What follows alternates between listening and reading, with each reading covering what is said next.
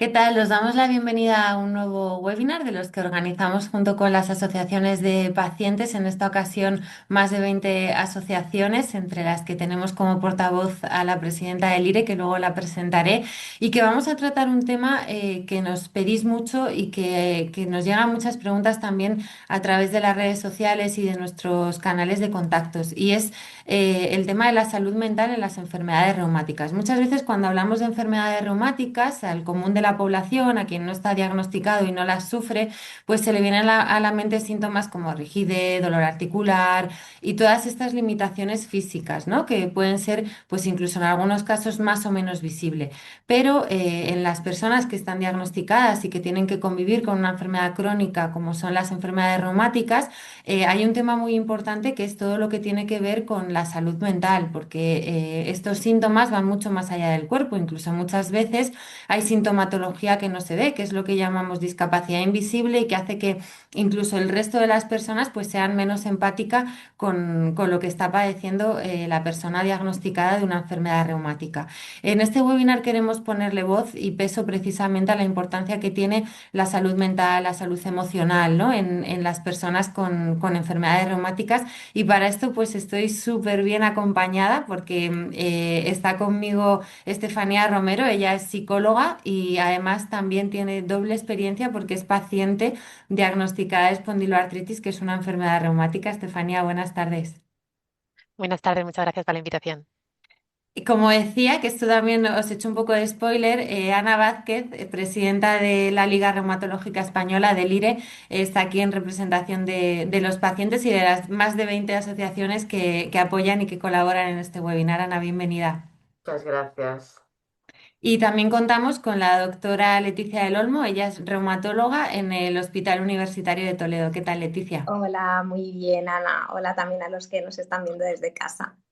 Bueno, muchos nos seguís y sabéis el funcionamiento de los webinars, pero os lo recuerdo rápidamente. Podéis dejarnos preguntas por el chat. Nosotras vamos a ir hablando con las especialistas, vamos a ir lanzándoles preguntas. Sí que es cierto que os pedimos que por favor las preguntas que nos mandéis pues sean generalizadas, porque esto, como sabéis, pues no sustituye a una consulta ni con el especialista en psicología ni con el especialista en reumatología, no es una consulta médica. Y en este sentido, pues si nos llegan preguntas muy particulares y muy específicas, no las vamos a poder responder. Os pedimos, por favor, pues que sean más generales, que nos puedan servir a todos. Y luego, bueno, el webinar se va a quedar grabado para poder colgarlo en nuestro canal de YouTube, en inforruma.com y también distribuirlo a través de las asociaciones de pacientes. Así que lo vais a poder volver a ver y bueno, pues las personas que no se puedan conectar a esta hora, aunque os diré que somos casi 100 personas conectados ahora mismo en directo, pues van a poder verlo a posteriori. Y nada, si os parece, vamos a empezar. Empiezo quizá contigo, Leticia, para que me cuentes un poco, pues todos estos pacientes, ¿no? Todas estas personas que te llegan a la consulta porque sufren una enfermedad reumática, ¿qué relación existe o qué es lo que soléis ver más frecuentemente entre los pacientes con enfermedades reumáticas y problemas, de salud mental que se puedan dar? Bueno, Ana, pues es verdad que esto es muy frecuente entre los pacientes con enfermedad reumática y una clara relación, ¿no? Entre salud mental y enfermedades reumáticas. Y bueno, lo que más solemos ver suelen ser pacientes con síntomas depresivos, igual no llegan a estar diagnosticados, ¿no? De una distimia, de un trastorno depresivo mayor o un trastorno de ansiedad generalizado, pero sí tienen síntomas, ¿no? Sí tienen síntomas. Y claro, que las enfermedades reumáticas cumplen tres requisitos clave para influir en el estado emocional, ¿no? Que si queréis los podemos ir desglosando. Ujú. En primer lugar, son enfermedades crónicas, la mayoría, ¿no? De nuestras enfermedades. Entonces, claro, cuando nosotros damos la noticia al paciente de que lo que tiene es una enfermedad ya para toda la vida, pues el paciente no lo va a percibir de la misma manera que a lo mejor otro tipo de enfermedad que tiene una fecha final, ¿no? Entonces, claro, va a necesitar un mayor tiempo de adaptación y en ese periodo de adaptación pues pueden aparecer muchos sentimientos, ¿no?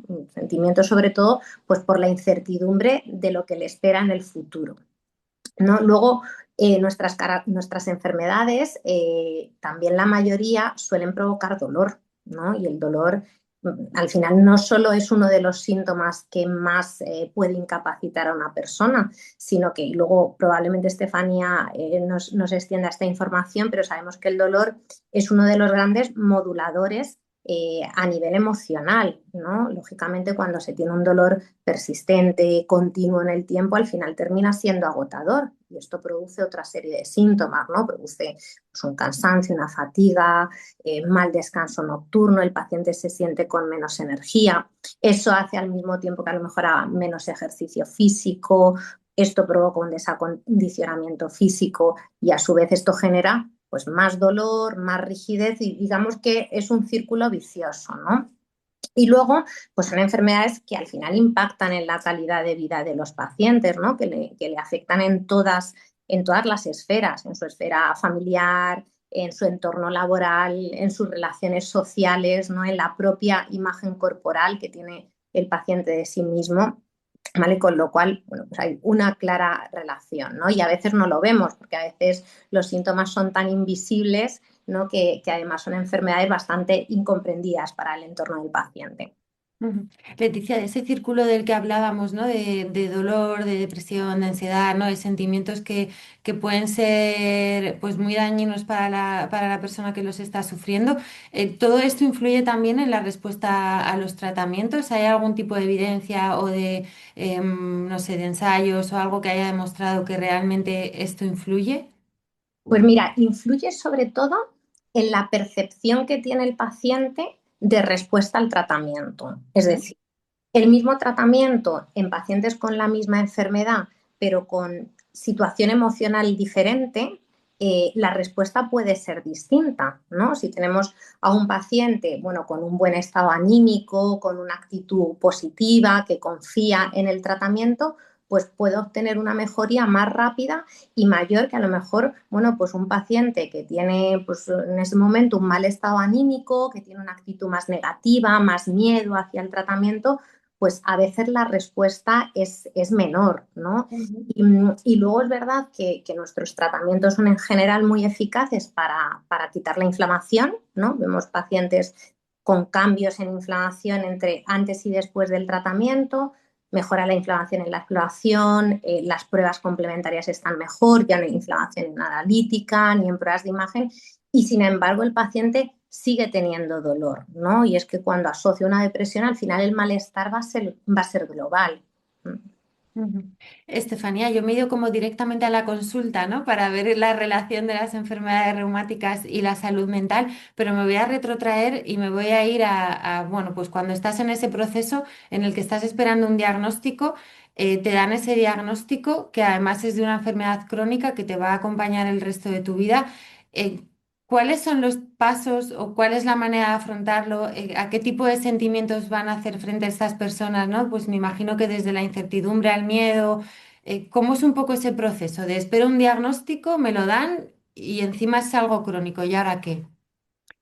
Cuando hablamos de cuál es esa reacción emocional por la que pasamos los pacientes cuando nos dan un diagnóstico de una enfermedad crónica reumatológica, tenemos que distinguir, a mí me gusta distinguir entre dos posibilidades. Está una posibilidad, que concretamente es la que me tocó a mí y la que le toca a muchos pacientes, que es de estar muchos, muchos años de búsqueda del diagnóstico. En mi caso fueron 10 años, hay pacientes que son menos, más o menos igual. ¿Qué es lo que pasa cuando llevas mucho tiempo buscando ese diagnóstico? Que en el momento en el que por fin tienes a tu reumatólogo o reumatóloga adelante y te confirma que sí que tienes algo, que te cree, que te escucha, que en esas pruebas que te han hecho se ve que puede diagnosticarte una enfermedad reumatológica, en muchas ocasiones la primera emoción que aparece es el alivio de por fin algo diferente y por fin sé lo que me pasa y vamos a poder empezar a hacer cosas. Ese alivio puede durar más o menos, dependiendo de cómo de mentalizada estuvieses tú de que eso podía ser algo crónico. Porque si no, tan pronto como te dice, sí, sí, tienes algo y te añade que es algo crónico, es decir, que no, como decía antes Leticia, ¿no? Que no es algo que vaya a ser corto en el tiempo, ahí es cuando empiezas a realmente darte cuenta de todo lo que implica. Las emociones que comentabas, ¿no? Esa tristeza, ese enfado, ese miedo, son emociones totalmente normales que aparezcan y es importante que cuando nos refiramos a ellas, que no las llamamos emociones malas, emociones negativas, son emociones desagradables. Dentro de todo el abanico de emociones hay algunas que nos gustan más, que nos resultan más agradables y estas estarían dentro de las desagradables. Son emociones totalmente normales que nos tenemos que permitir, que es normal que aparezcan y que el bloquearlas lo único que va a hacer es que la bola se haga más grande. Como os decía, hay dos caminos. Cuando ese diagnóstico no lleva tantísimo tiempo de búsqueda y lleva un recorrido más corto, lo primero que se suele producir muchas veces es lo que llamamos un shock emocional.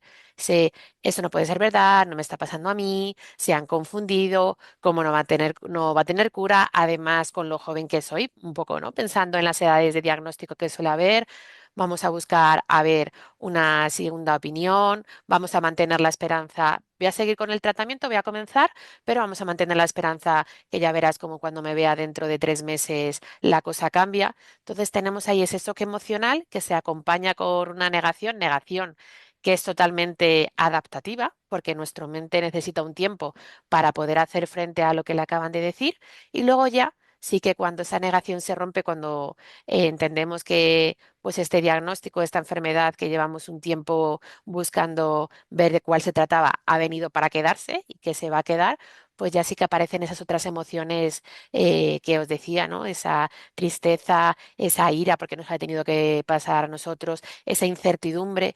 Y normalmente esa incertidumbre, me adelanto ya un poquito, es porque cuando nos dicen que nuestra enfermedad es crónica y nos lo dicen en ese brote que ha sido tan grande como para llegar a diagnosticarnos por fin, el concepto de crónico lo entendemos como me voy a sentir como me siento en este momento de ahora en adelante.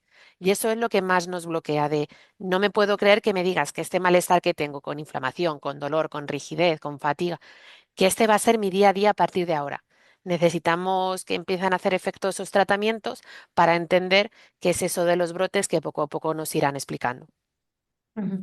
Ana, en la Asociación de Pacientes y además con la cantidad de años que tú llevas trabajando para el IRE, tendrás un montón de experiencias que te vengan a la cabeza de nombre y apellido para poder ponerle voz, ¿no? A todo lo que Estefanía nos estaba contando.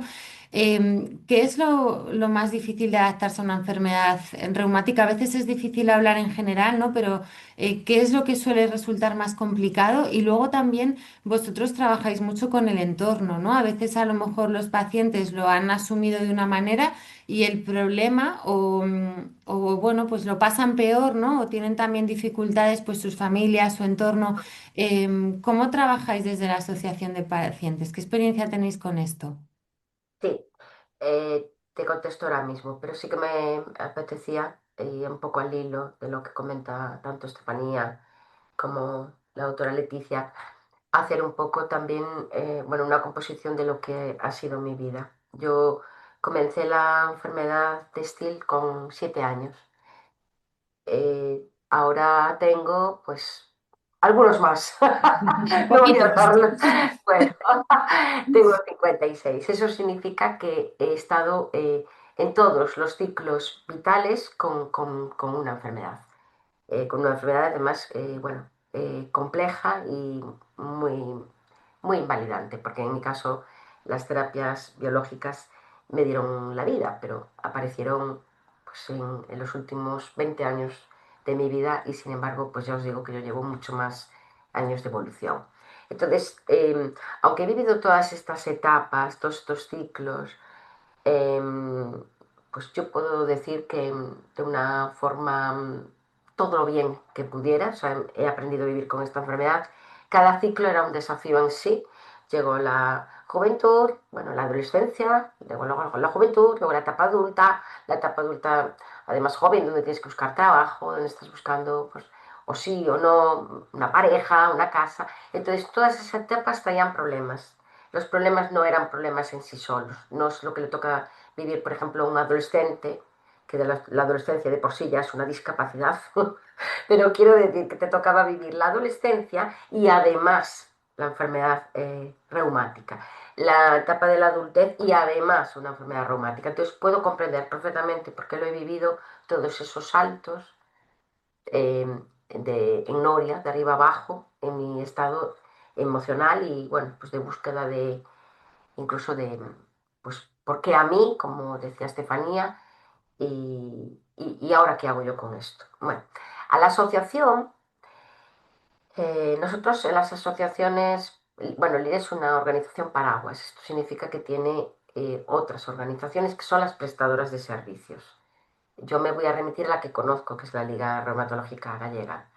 Ahí nosotros tenemos el servicio de psicología. La gente cuando viene a la asociación no sabe que necesita psicología. Muy raramente nos viene alguien que nos diga, quería cita con el psicólogo o la psicóloga, que tenemos dos. No hacen esto. Lo que hacen es normalmente concertar una cita, no saben muy bien a qué llegan a un movimiento asociativo, quizás luego te dicen, ah, pues mira, que bendita la hora en que marqué el teléfono, pero no sabía lo que quería. Yo llamé porque necesitaba oír a alguien que también tuviera mi enfermedad, saber, bueno, cómo se me iba a asesorar, a proteger y acompañar. Y luego, tras esas llamadas, te puedo decir, Ana, que el 99% sí están luego acudiendo a psicología. Y ese 1% no acude a lo mejor en el momento, pero sí a lo largo de su vida. Podría decir que el 100% de las personas que se acercan a la entidad son beneficiarios luego de los servicios de psicología, bien la persona afectada, bien su familia.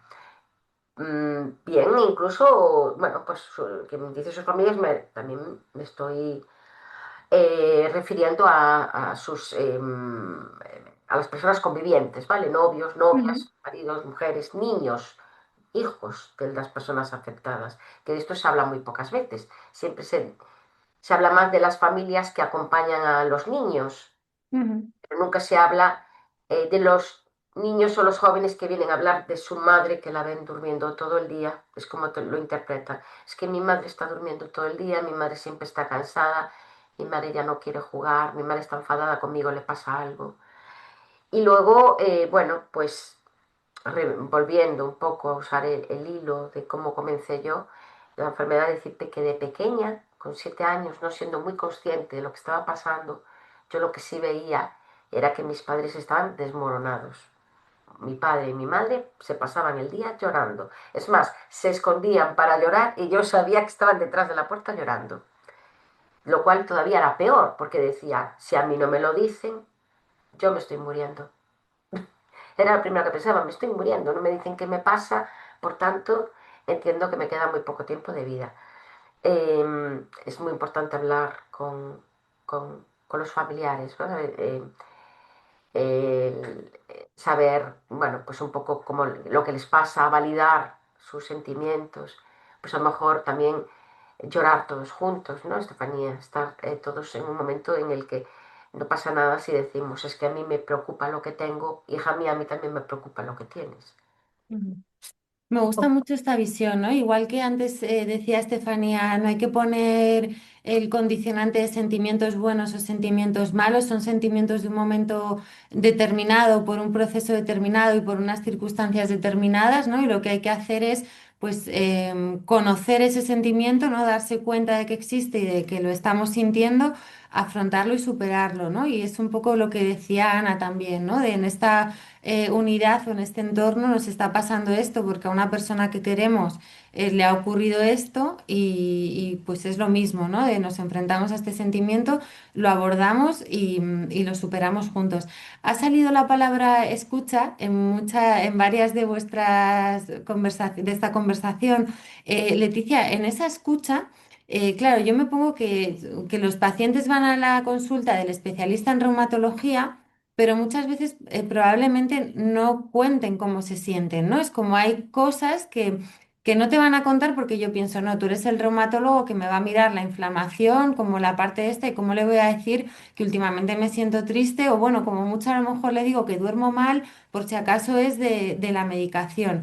¿Qué podemos hacer ahí para que realmente ellos se abran y quizá a ti te lo puedan contar para que tú puedas derivarles al psicólogo o al especialista para que pueda tratar este tipo de problemas? Aquí vemos varios perfiles de pacientes, ¿no? Y yo creo que cambia mucho en función del estado evolutivo de la enfermedad. Es verdad que en el momento diagnóstico y meses posteriores los pacientes se ciñen más a contarte únicamente por sus síntomas físicos, ¿no? Pero es verdad que cuando evolucionamos un poquito más, como vemos a los pacientes cada poco tiempo, sí se genera una relación muy importante médico-paciente, ¿no? Y ahí el paciente se abre más. O sea, a mí hay muchos pacientes que me cuentan por sus problemas familiares. Entonces, yo creo que es muy importante, lo primero, legitimizar al paciente. Es decir, saber que lo que nos está diciendo es verdad y que se encuentre en la consulta en un entorno seguro donde poder expresarse en libertad, ¿no? Y luego, pues a lo mejor tenemos que preguntar activamente, ¿no? No preguntar solo si tiene dolor o si tiene inflamación, sino preguntar activamente y saber un poco más pues de su entorno, ¿no? También es muy importante que vengan acompañados, sobre todo durante las primeras etapas, que vengan pues con familiares, con convivientes y demás, para poder explicarles un poquito pues toda la evolución que puede tener la enfermedad, ¿no? Ujú. Estefanía, entiendo que dar pautas generales es muy complicado porque el abordaje pues habrá que hacerlo dependiendo de cada paciente, pero ¿qué técnicas podríamos decir o cuál es el tipo de terapia como más común que pueden hacer? Porque también entiendo que los pacientes probablemente igual necesitan esa ayuda por parte de un especialista en psicología en un momento determinado, pero tampoco lo van a necesitar a lo largo de toda su vida, ¿no? Igual es, o igual como decía Ana, hay un 99% que al principio va y un 1% que en ese principio no lo necesita, pero en un momento dado sí. Sí que sería muy importante y yo creo que Ana va a estar de acuerdo conmigo en que cuando tenemos una enfermedad crónica, el que vayamos a un psicólogo sanitario especializado en salud, en enfermedades crónicas. ¿Por qué digo esto? Porque determinadas vivencias que tenemos los pacientes, si tú las cuentas a un profesional que no esté especializado, que no sepa lo que es convivir con una enfermedad crónica reumatológica que funciona con brotes, pues todo va a ser ansiedad generalizada. Si yo transmito, ¿no? De pues esa incertidumbre que tengo, ¿no?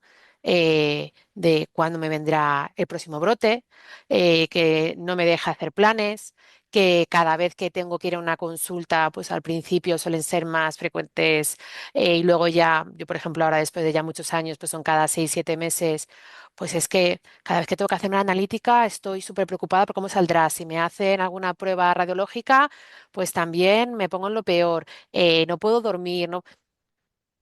Es normal que la otra persona, ¿no? Que no sabe lo que es y que nos diga de, bueno, pues esto es un tema de ansiedad, es que mira qué mal lo está gestionando, fíjate el tiempo que lleva, cómo... Si sabemos de la realidad de lo que es una enfermedad crónica, los retos que supone, todas esas fases que decía Ana, ¿no? Esos procesos de aceptación. Yo siempre digo que la aceptación no es una meta, es un lugar que reconocer y al que saber volver. Pero tantas veces como tengamos que sufrir un brote, un cambio de tratamiento, cambio de profesional porque se nos jubile, que eso es algo que me ha pasado a mí recientemente, cualquier cambio importante que tengamos que vivir con nuestra enfermedad, pues vamos a tener como una recaída, ¿no? Dentro de ese proceso de aceptación y va a haber cosas que pues nos resultaban sencillas y que pues nos va a suponer otra vez un reto y vamos a tener que tirar de esas herramientas o incluso necesitar otras nuevas. Entonces, por eso, insisto en que es importante que demos con profesionales especializados en cuestiones de salud, especializados en dolor crónico, para que ese acompañamiento pueda ser pues lo más adecuado posible, que no nos digan que ese malestar emocional es lo que nos causa la enfermedad, que es al contrario, precisamente porque tengo estos síntomas es porque tengo este malestar emocional y que nadie nos diga, como me he encontrado yo muchísimas veces en la consulta con pacientes crónicos, de es que me dicen que esto me lo estoy provocando yo y que esto es el estrés. Digo, bueno, que te lo diga un médico ya tiene tela, pero que te lo diga un psicólogo con un diagnóstico ya hecho, pues tiene más tela todavía. Entonces, yo animo a acudir a las asociaciones de pacientes, que son psicólogos muy bien seleccionados, con una formación amplia en el acompañamiento, y allí será donde mejor nos van a poder dar ese acompañamiento a nivel individual, a nivel grupal, de grupo de ayuda mutua para poder entrar en contacto con otros pacientes. También son muy eficaces, pues, técnicas como el mindfulness, que se puede hacer a nivel individual o a nivel grupal, con programas de 8 sesiones ya especializados en sintomatología como es el dolor. O sea, existen muchas herramientas, pero yo el mensaje que más quiero dar es psicólogo especializado porque al igual que mm, si tuviésemos cáncer, iríamos a un psicooncólogo, si tuviésemos un problema de adicciones, pues no iríamos a cualquiera para dejar el alcohol o dejar el tabaco, pues si lo que tenemos es una enfermedad crónica, necesitamos que la otra persona sepa de lo que estemos hablando. Qué importante es, Estefanía, el tema del abordaje emocional a través de las asociaciones de pacientes, ¿no? O sea, yo siempre digo que hay que recetar asociaciones también en la consulta, porque a pesar de que esto lo recogen todas las guías, es decir, todas las guías de dolor crónico o las guías de nuestras recomendaciones para enfermedades reumáticas, todas recogen que hay que hacer un abordaje psicosocial del paciente, que hay que estar atentos a la aparición de síntomas depresivos y hacer intervenciones también no farmacológicas. Y sin embargo, luego en nuestro sistema sanitario tenemos muy pocos recursos. Es decir, hay muy poquitos servicios de reumatología que incluyan dentro del servicio un psicólogo. Hay alguno, ¿eh? Y ahora se está avanzando muy despacito, se está avanzando. Pero es verdad que estamos muy limitados en ese sentido. Es decir, hay veces que incluso desde algunos servicios no podemos remitir directamente al psicólogo, tiene que pasar por el psiquiatra. Y Sí, esto no todos los pacientes. no, porque es que si tenemos que pasar por el psiquiatra y hemos pasado por el proceso de que antes de que nos diagnosticaran la enfermedad crónica, nos han estado diciendo durante años que lo que teníamos era psicológico y que no había nada físico, aunque tengamos delante a nuestra reumatóloga que nos ha diagnosticado y que eso reactiva tanto todo lo que hemos vivido, el incluso llegar a pasar en muchos casos por medicación psiquiátrica tratando de mejorar esa sintomatología, que a nivel interno se produce ese bloqueo de no puedo volver a ese punto porque ahora he conseguido avanzar a otro diferente. Y luego también completar lo que dice Leticia con que muchas veces lo que está pasando a los pacientes crónicos reumatológicos es que van al centro de salud para poder pedir esa derivación a psicología y más allá del mundo que es en cuanto a listas de espera y demás, se están encontrando que les están diciendo que una enfermedad crónica no es un motivo lo suficientemente grave como para tener esa derivación. A mí yo esa conversación la he tenido incluso con médicos de atención primaria, que me dicen, es que hay tan poquitos psicólogos que esas derivaciones las hacemos con ideación suicida, con depresión grave, con una ansiedad totalmente descontrolada, e incapacitante, por acompañar un proceso de un diagnóstico de una enfermedad crónica cuando todavía no tienen un trastorno de salud mental, que tienen esa sintomatología que hemos hablado antes, ¿no? Lógica y normal de tener que estar digiriendo todo esto, todavía es pronto y cuando ya lo tenga, ya derivamos. Pues llegamos un poquito tarde, entonces. Al margen de que, bueno, es un tema tabú, pero hay que hablar de esto. Todas las asociaciones de pacientes tenemos unos indicadores de suicidio.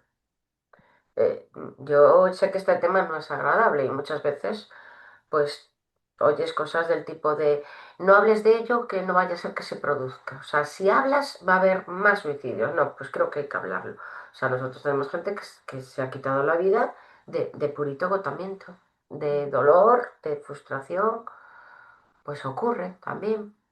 Y luego, a ver, Estefanía, estoy muy de acuerdo contigo en que el perfil de la persona que nos vaya a atender, que nos vaya a dar la atención psicológica, que conozca bien la enfermedad. Porque a mí el mayor dolor del alma, sin querer, me lo hizo un psicólogo. Y te cuento, cuando yo decidí de forma muy meditada, estuve meditándolo años, decidí adoptar. Entonces, me metí en las listas de adopción de China. Vale, pues la administración te obliga a pasar un tribunal, ¿vale? Sí, es así, un tribunal, Mm. donde hay un psicólogo, en este caso era una psicóloga, y lo primero que hizo es sentarme a pensar, tú con esta enfermedad, con lo grave que es, yo pensaba, espérate, que sabe más que yo, que te puede dejar en una silla, tienes que estar toda tu vida con fármacos. ¿Tú cómo se te ocurre adoptar? ¿En qué te va a beneficiar? Si solo van a ser perjuicios. O sea, lejos de validarme mis sentimientos, o sea, porque no le estaba pidiendo referéndum, porque ya no iba a entrar ni aportar en trabajo físico, ni dinero, ni no se iba a quedar el fin de semana con el niño, no. O sea, ella era otro papel el que hubiese tenido que tener. Bueno, pues al final yo salí de ahí llorando como una magdalena, diciendo, Dios mío, o sea, no sabía que era un problema hasta que ya no lo vio. Yo sabía lo que tenía y me fui igualmente con mi pareja, por cierto, con mi marido, quiero decir que no iba sola. Un momento que dije, debo estar sola en esta vida porque no se han fijado que hay un señor conmigo. Pero bueno, en ese momento es que dije, no había un problema hasta que lo viste tú y de qué manera. O sea, em, bueno, yo ahí tuve una crisis, tuve que recomponerme. Tuve una crisis porque dije, pero vamos a ver, ¿qué están viendo los demás que no estoy viendo yo? ¿Tan egoísta soy? Pues sí, yo quiero dotar. Bueno, total, que el peor daño, uno de los peores daños a nivel emocional, pues sin querer me lo hizo una persona que estaba en un tribunal, bueno, pues para adopción de menores. Ahí lo dejo. Madre Ana mía. decía cuando, bueno, hablaba del suicidio, ¿no? De que es un tema que no se suele tratar. Es cierto que afortunadamente el tema de la salud mental, pues en los últimos años sí que está saliendo más en los medios de comunicación, sí que parece que las autoridades están poniendo más el foco, ¿no? O al menos sí que es un tema que se está tratando a nivel sociedad, ¿no? De normalizar, pero aún así escuchándoos todavía creo que cuesta mucho, ¿no? El pedir ayuda psicológica en algunos casos o el verbalizar el cómo nos sentimos. En este sentido, ¿cómo lo veis vosotras como especialistas? ¿Sigue costando mucho y qué le podemos decir a la gente? Pues para que de verdad se abra y que no tenga estigmas, ¿no? Que vea que es un problema como cualquier otro problema, que si yo tengo estornudos o no puedo respirar bien, lo voy a decir, pues es que si tengo un problema que, ¿no? Que igual a lo mejor el síntoma de no respirar bien es hasta también simbólico, ¿no? Porque a lo mejor estoy haciendo algo que me haga que no respiro bien, ¿no? Pues que tampoco es un problema ni nada que me esté inventando, es algo que tiene que ver con mi salud, pues como si me duele un pie. Mm.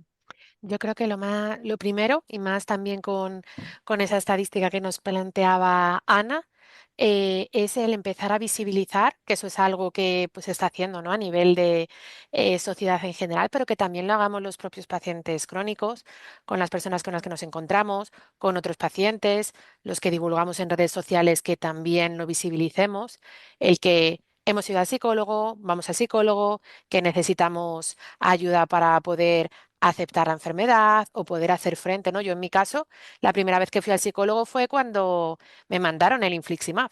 Yo era, y habían pasado 5 años del diagnóstico.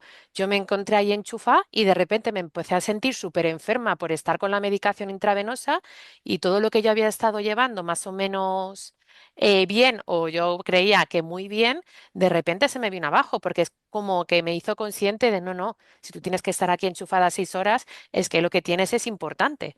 Entonces, cada uno tenemos nuestro momento más hacia el principio, más en algún momento vital, con esos cambios que nos decía Ana según vamos avanzando en las diferentes etapas vitales. Entonces, yo creo que es muy importante que los pacientes visibilicemos que vamos al psicólogo y que es una ayuda que nos ha hecho el afrontar todo esto de otra manera. Y también, paralelamente, que dejemos de asociar el no ir al psicólogo con fortaleza. Eso es algo que escuchamos mucho de, no, yo no necesité nada, no, yo he podido sola, sí, es que esto es planteárselo, es una cuestión de ser fuerte, no queda otra. O sea, que muchas veces hay determinadas frases hechas o cosas que decimos consciente o inconscientemente, que lo que están llegando, lo que está llegando a otros pacientes es que esto es una cuestión de echarle ganas, de ser lo suficientemente fuerte o de planteártelo y mentalizarte. Y es que nadie nos ha enseñado cómo se afronta algo así. Eso dependiendo un poco de la educación emocional que tengamos o también de cómo haya sido nuestra vida hasta entonces, si como a Ana y a mí, pues nos viene la enfermedad de niñas, pues es que no hemos tenido experiencias vitales con las que ir adquiriendo esas herramientas psicológicas y aprendiendo a pues, hacer frente, ¿no? A esas dificultades, esos retos que nos pone la vida. Luego a lo mejor habrá personas que sí que habrá pasado muchas cuestiones difíciles en su vida y una vez que llega la enfermedad puede rescatar esas herramientas que aprendió entonces o incluso que fue el psicólogo por una cosa diferente o que tiene una educación emocional en su familia maravillosa y que sabe gestionar absolutamente todas las emociones y no hay ninguna que se le resista.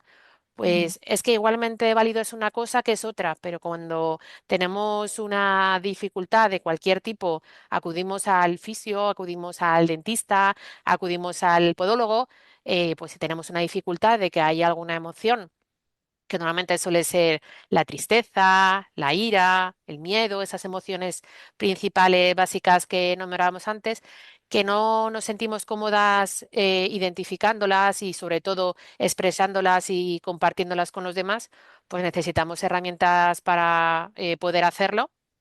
Y está perfectamente bien, eso no nos quita ningún valor como persona.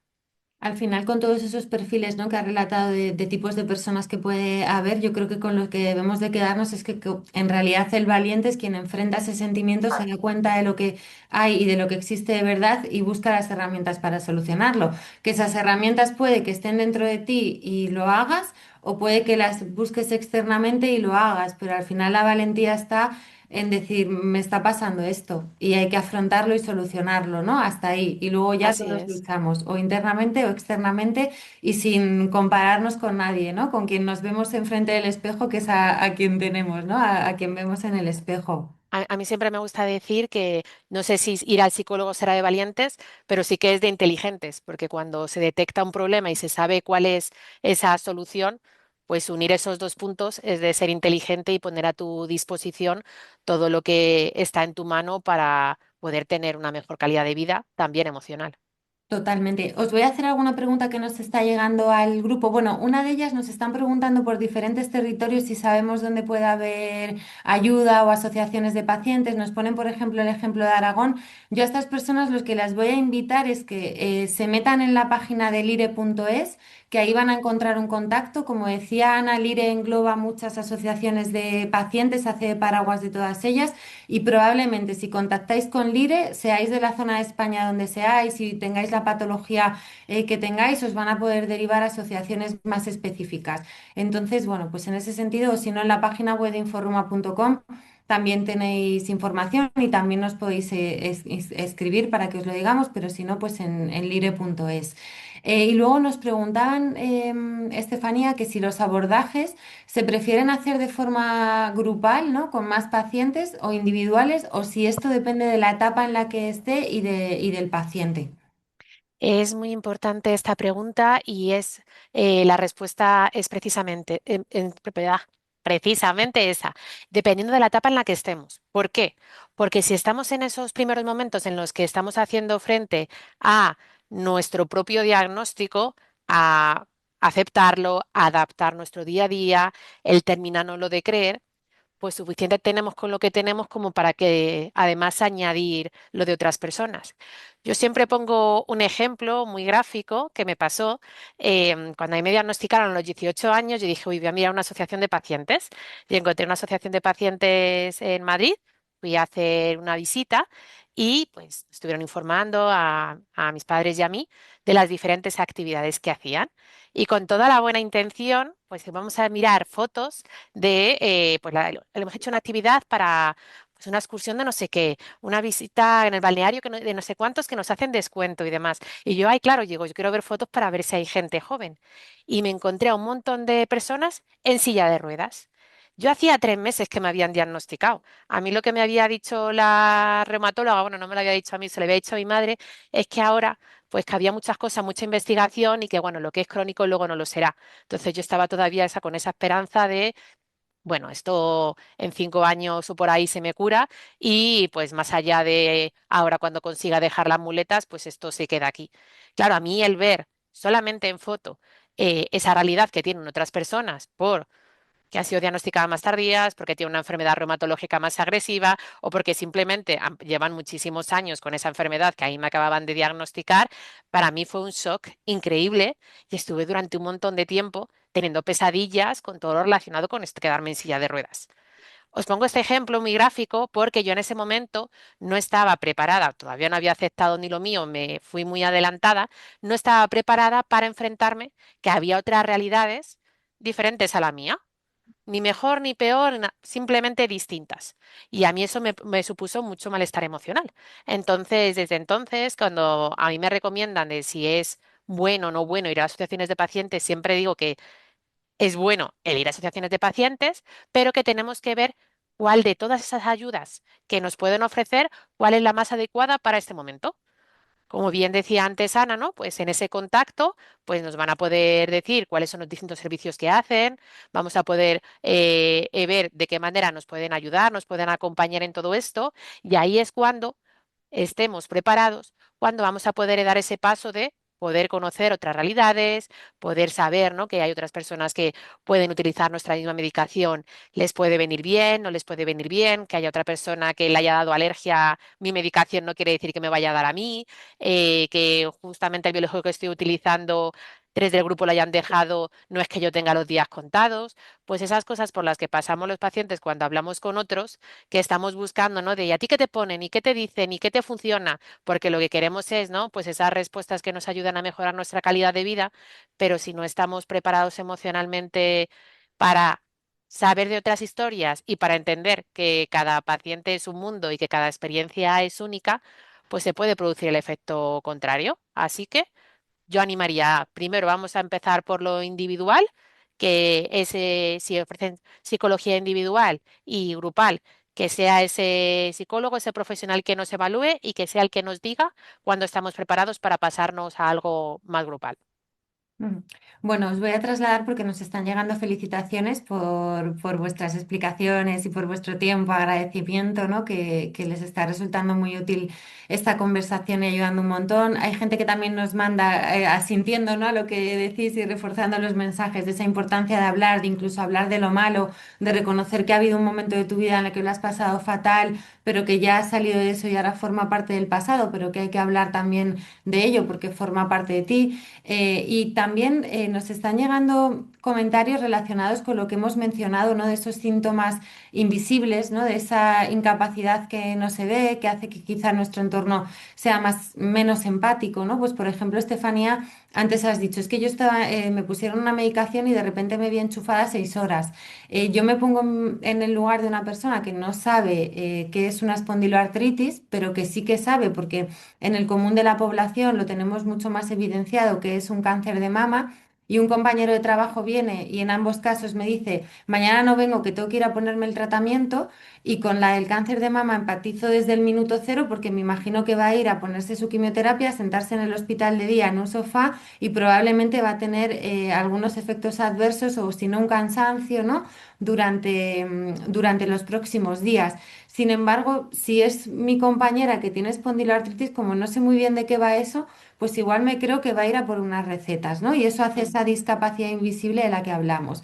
Y bueno, en este hilo también, pues nos comentan algunos pacientes esa parte de, claro, es que yo soy un adolescente que tengo la analítica bien, pero me siento muy cansado y siento como que mi reumatólogo no me cree, mi profesor de educación física no me cree y yo siento esta fatiga. ¿Cómo podemos trabajar? Y entiendo que eso ya no son los pacientes, sino que deberíamos de ser el resto de sociedad, el trabajar, el empatizar, el conocer y el que esta discapacidad invisible se convierta en visible.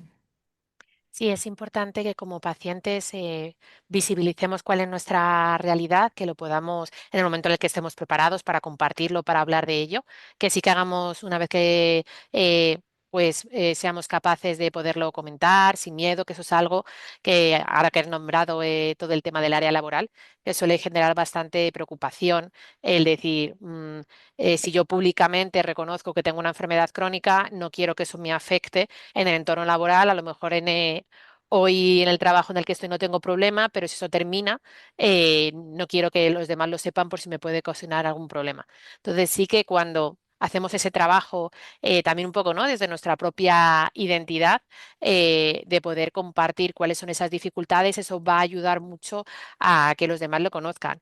Y luego también cuando pasamos por que repetidamente no nos creen, también es muy importante trabajar nuestra propia autoestima, porque una de las cosas que a veces ocurre es que llegamos nosotros mismos a ponernos en duda, de decir, de tantas veces me han dicho que no es cierto, que no me creen, que esto es por otra cosa, que esto es estrés, que estoy exagerando, de a ver si realmente esto es algo que yo me estoy sugestionando, que estoy pues poniendo, exagerando, sacándolo un poco de contexto, estar poniendo el foco todo el rato en eso y por eso lo siento de esta forma tan intensa en comparación a cómo debería de sentirlo. Llega un momento en el que todos esos mensajes tan acusadores y tan tóxicos nos pueden llegar a afectar. Entonces, sí que animar a las personas que estén pasando por un momento así de sentir que están todo el rato teniendo que defenderse en un entorno laboral, en un entorno estudiantil o incluso en el propio entorno familiar, el que tienen que estar todo el rato demostrando y haciendo visible lo invisible y aún así sienten esa carga de la lucha, el que puedan parar, puedan valorar cómo eso les está afectando emocionalmente, porque muchas veces la necesidad de apoyo psicológico va desde ahí, de ese agotamiento físico que se siente, el propio de la pura fatiga asociada a la enfermedad y o a los tratamientos, también se une esa fatiga emocional de tener que estar todo el rato convenciendo a la gente. Eso es algo, Mira, a mí me quema muchísimo en el transporte público. Yo es algo que soy plena defensora de cada vez que hay alguien, cuando tengo un día muy malo, como estos de borrasca con tanta lluvia, si necesito el asiento, me siento. Y si me quieren levantar, pues van a tener que llamar al de seguridad, porque si yo necesito el asiento, me da igual lo que me digan, me da igual lo que me miren, lo que griten, lo que me critiquen, y son situaciones reales que si yo sé que lo necesito, te lo voy a explicar, te voy a decir por qué lo necesito y haya penas. claro, igual ahí es verdad que es una educación a la sociedad, ¿no? Porque al final es como a ti te ven joven, monísima, con buena cara y piensan, pero ¿y esta por qué está sentada? ¿Por qué me dice que yo me levante, ¿no? Mm, Pues hombre, si una persona te dice que le cedas un espacio que está reservado, yo creo que hay que ser discretos y si realmente tú no lo necesitas y te has sentado porque estaba vacío, levantarte y no preguntar más, ¿no? Creo que ahí como sociedad nos dejaban un comentario una persona en la que decía, yo intento normalizar, pero muchas veces me dicen como que caigo en el victimismo, ¿no? Como que esto pues me lo estoy inventando o haciéndome la víctima. Esto seguro que Ana lo habéis visto mucho y luego yo mencionaba lo de estoy cansado y mi profe de gimnasia no me cree. Qué importante es, si te parece, como ya estamos llegando casi al final, vamos a mencionar esa importancia de dar visibilidad a que las enfermedades reumáticas también ocurren en la infancia y la necesidad, que en esto estamos trabajando desde el IRE, desde las asociaciones de pacientes y la SER, con el Ministerio de Infancia y Juventud y de Educación para tratar de conseguir que se tenga en cuenta a estos niños con enfermedades crónicas que tienen que faltar al cole, que tienen necesidades especiales en muchos casos y que se les tienen olvidados, ¿no? Al final en el entorno educativo y social porque no hay unas leyes que les protejan. Exacto. Y además cuando las hay ni siquiera son de aplicación para ellos. Yo, cuando queréis me sacáis el micro y la pantalla porque a veces dejo de ser políticamente correcta porque hay que contar la realidad. Algunos protocolos de atención a la diversidad de los que nos pudiéramos, digamos, aprovechar, no me gusta la palabra, voy a utilizar otra, que nos beneficiar. podamos acoger, Mm, ¿vale? Los pacientes con enfermedad reumática, cuando estamos en el centro, en las etapas educativas, no se ve ni siquiera similar esa situación a la tuya. Me remito, por ejemplo, a que es necesario, y lo hay, que se establece dentro de la orden de atención a la diversidad que los niños con enfermedades, bueno, varias, pero voy a poner como ejemplo las oncológicas, porque se las puede imaginar todo el mundo. Cuando un niño con una enfermedad oncológica eh, tiene que dejar de ir al centro educativo porque esté ingresado o porque esté en casa, sigue habiendo una atención domiciliaria. Y como debe ser, no se le penaliza como asentismo escolar, pero nuestros niños sí. Y cuando le dices, a ver, salvando muchas diferencias, muchas, pero a nuestros niños les puede pasar un poco como le pasa a los pacientes oncológicos, es decir, dejan de ir a clase porque tienen pues, muchas veces periodos de reposo, porque no pueden caminar o porque han tenido pues eso, una infección, una neumonía, están más vulnerables, no pueden venir al centro educativo. Entonces, de repente ves que a la persona con la que estás hablando, que es un agente educativo, con todos mis respetos, pero yo lo he visto, empieza a chispearle el cerebro, le salen chispas, pi, pi, pi, pi, en plan, ¿qué me estás diciendo? No es lo mismo, pero vosotros lo único que os pasa, pues es un dolorcito de vez en cuando y ya. No, no, no, es que hay más. Hay, tú ves la articulación inflamada, ves la cojera, pero ¿sabes lo que ve un reumatólogo? Ve órganos a punto de fibrosarse. Me voy a poner dramática, ¿vale? Pero vamos a pensar que en muchos casos ocurre esto. Órganos a punto de fibrosarse. Vemos riesgos de cardiopatías, de enfermedades cardiovasculares. Ya incluso, bueno, en niños menos, pero en jóvenes también se ven. Eh, Se ve una uveitis. Estás viendo además los reumatólogos, los oftalmólogos, los neurólogos, están viendo un niño que tiene unas limitaciones cognitivas, porque el dolor hace eso, te nubla la mente. Entonces, claro, no veas eso, porque hay mucho más detrás de ese chico y de esa chica. Es más, con todo lo vulnerable, con todo lo frágil que te estoy diciendo que es, se lo estamos poniendo peor en el momento en que no se les permite faltar a clase. Se le llama asentismo cuando se debería de llamarse pues, periodos de atención domiciliaria por tratamiento o lo que sea, ¿vale? Y al final, pues son niños que acaban dejando el sistema educativo muy pronto, porque acabas agotado. Luego también sí que es cierto que, bueno, que no hay ningún profesor, por lo menos es mi experiencia, y que no se lo hayas contado, que no le hayas hecho una campaña de eh, ponte en mi lugar, donde pues se hacen dinámicas nuevamente en los centros educativos, donde pues a lo mejor se le ponen férulas para que no puedan cerrar la mano y le dices, bueno, y ahora te toca ponerte una chaqueta, darte unos botones, entonces haces grupos entre niños, implico a los profesores, porque a veces los profesores dicen, ay, qué divertido, pues no lo puedes ver divertido, tienes que ver como una reflexión, así que venga a participar. Entonces, al final, todo el mundo que pasa por esa experiencia, por lo menos ese día, te dice, es complejo, tienes razón, es algo más que una articulación inflamada. Es lo que te puedo decir, que sigamos haciendo mucha campaña, mucho vídeo. Ahora la gente ya no lee libros, entonces te iba a proponer hacer panfletos, pero la gente no los lee. Entonces, hacer audiovisuales, cosas muy sencillas, pero que te muestren que detrás de un niño, una niña, una persona con enfermedad reumática hay algo más que una articulación inflamada. Una articulación inflamada es horrible porque hay un dolor, hay una potencia funcional, pero es que aún todavía cuando abres el armario te encuentras muchísimo más cosas que vienen a añadir más limitaciones y menos calidad de vida. Ana decía que cuando abres el armario te encuentras más cosas. Yo estoy viendo el tiempo y se nos agota y tengo un montón de cosas, así que creo que os voy a emplazar a dentro de un tiempo a hacer un segundo webinar con todo lo que nos hemos dejado en el tintero, porque son muchísimas cosas y además es que se me está llenando el chat de agradecimientos. Y de felicitaciones y ya no puedo diferenciar si hay alguna pregunta, así que me disculpen por favor si me he dejado alguna pregunta en el chat, pero estoy leyendo en diagonal y veo muchísimos agradecimientos, muchísimas enhorabuenas, ¿no? Y mucho, pues eso, ¿no? El hecho de que yo creo que es un tema muy importante el abordaje de la salud mental y emocional.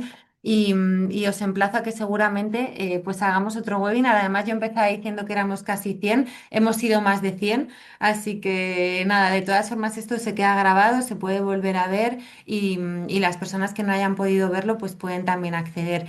Yo creo que nos vamos a quedar con ese mensaje de que las personas con una enfermedad reumática y las personas en general somos valientes cuando reconocemos lo que nos está pasando, nos damos cuenta de ello y buscamos soluciones para seguir con nuestra vida como nos nos apetecería vivirla y eso es el ser valiente, ¿no? Y ya está, nada más, no hay que ser un luchador ni un superhéroe, somos humanos y ya está.